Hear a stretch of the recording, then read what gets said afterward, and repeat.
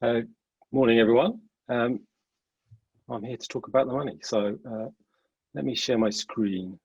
Let's hope this works. So, Treasury report. I've only got 5 minutes, so I think I have a kind of a style. I kind of rip through these things very quickly. So let's go. Let's start with some good news. Sometime during October, we passed the £3 million raised landmark. So that's since this charity was founded. That in itself is a remarkable piece of news that we achieved such a huge amount of money. And as you probably heard me say before, we've spent most of it. Although I'm going to show you in this particular presentation that there's actually still some money left. And this just shows how the charity's grown, I suppose, since 2012. And 2017, 18, 19, we reached £400,000 a year in income.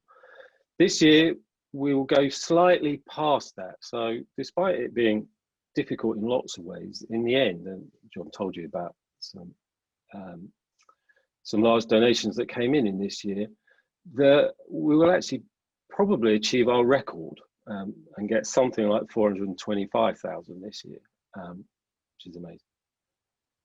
But this graph is just to show you how our cash, late 2019, how our cash almost ran out. So we have been a hand-to-mouth kind of charity, really. As we receive money, we don't sit on it, we don't invest it in earning interest or something, we spend it. And we're still in a situation where there's buildings to be built at the school. So even if we were just spending money educating the girls, that's not enough. We have to find the money for dormitories and classrooms and so on. So we don't hang on to the money, but you can see from this chart that we kind of are hanging on to the money in 2020, and that of course is because of COVID. The school wasn't open, but also our builders couldn't get there to do some building work. And that means that, I'll be open with you, on the 31st of October, we were sitting on £393,000. It's an awful lot of money. But 294,000 of that is what's called restricted funds. And almost all of that is restricted for buildings. So if we can't get a builder on site, we can't spend that money. Now, we have plans for 2021.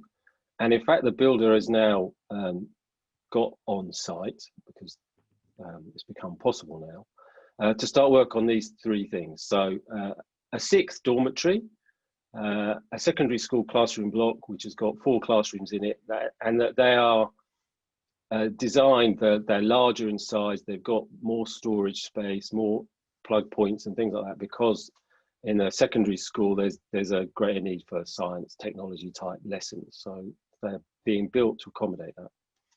And a new kitchen and storeroom block. There is a kitchen on site. It's not big enough for a school with 360 girls, and there isn't really adequate storage for food. At various times over the last few years, we've had food stored in classrooms and all sorts of things. So putting that right by having a proper storeroom block with the kitchen is a fix. So those three things, the work is starting now, and they should be finished in the first half of next year. So this little chart is showing our expenditure plans really over the whole program from 2012 to 2030.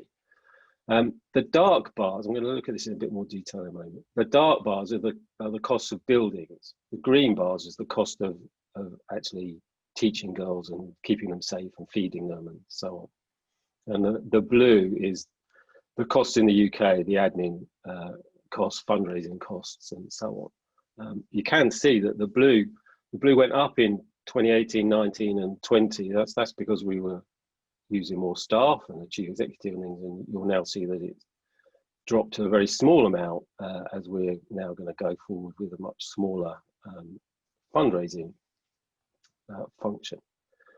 But specifically for the next 4 years, this is the challenge. So we're looking to spend £500,000 next year.